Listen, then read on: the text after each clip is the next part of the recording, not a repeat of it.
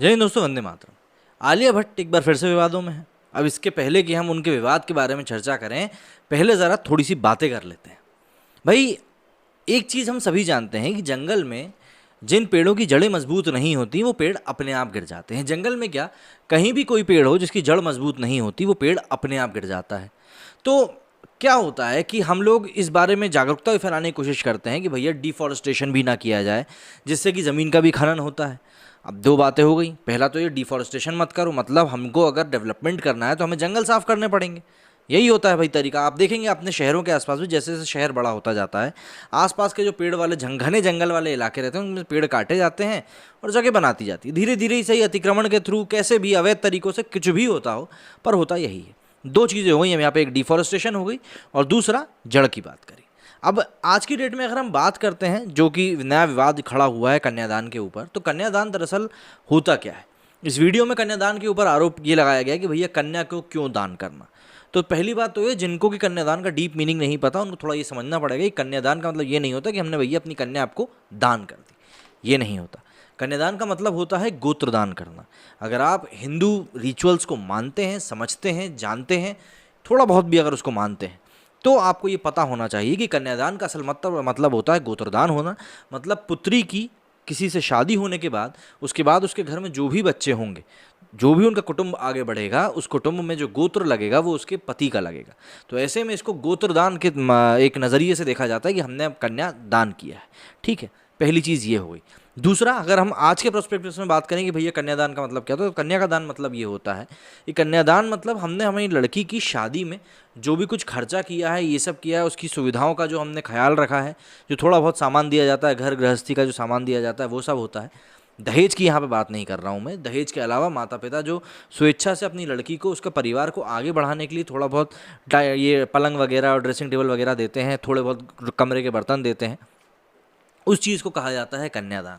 अब लेकिन आज की डेट में लोग इन चीज़ों को बहुत गलत तरीके से निकालते हैं। अब आते हैं हम अपनी पिछली बात के ऊपर कि आप डिफॉरेस्टेशन को मना करते हो कि भैया आप आगे बढ़ने के लिए अपने जो पुरानी जड़ वाले पेड़ हैं उनको मत काटो। ये जिस तरीके से हिंदू धर्मों को बार बार टारगेट किया जाता है, ये वही एक तरीका होता है।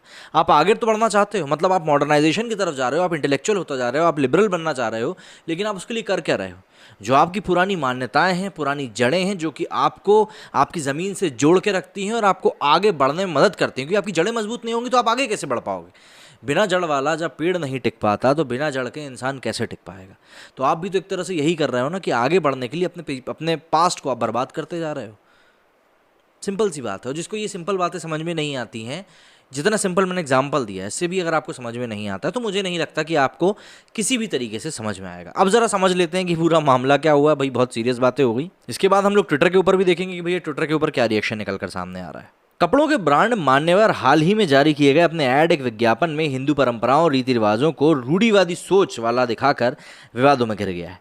विज्ञापन में आलिया भट्ट है। इसमें विवाह के दौरान होने वाले कन्यादान को एक दमनकारी परंपरा के तौर पर दिखाया गया है और उसकी जगह पर कन्यामान को विकल्प के तौर पर सुझाया गया है। मान्यवर ने दावा किया है कि इससे परंपराओं के बारे में प्रगतिशील तरीकों को सोचने को बढ़ावा दे रहा है। जाहिर है, कन्यामान शादी की रस्मों को एक नया मोड़ देता है, जिसके अंतर्गत दुल्हनों को देने की बजाय उनका सम्मान करने के बारे में विचार को बढ़ावा दिया गया है। कन्यादान के हिंदू अनुष्ठान के खिलाफ मान्यवर के अभियान की सोशल मीडिया पर तीखी आलोचना की जा रही है।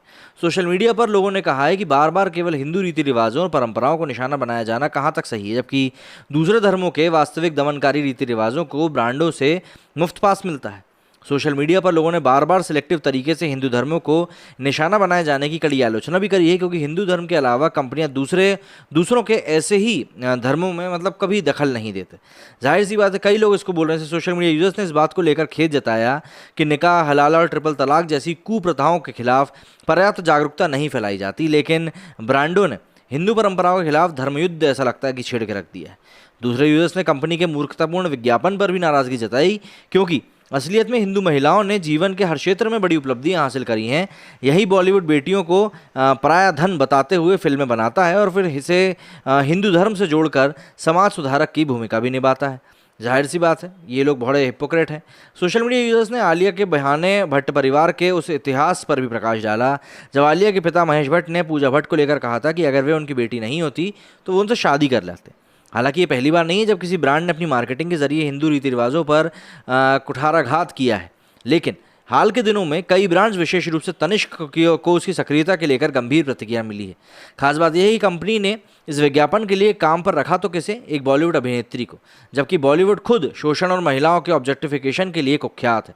उल्लेखनीय है कि ब्रांड हिंदू धर्म और परंपराओं को ही बार बार इसलिए निशाना बनाता है क्योंकि वो स्पष्ट रूप से अन्य धर्मों की समस्याग्रस्त प्रथाओं के बारे में जागरूकता बढ़ाने से डरता है।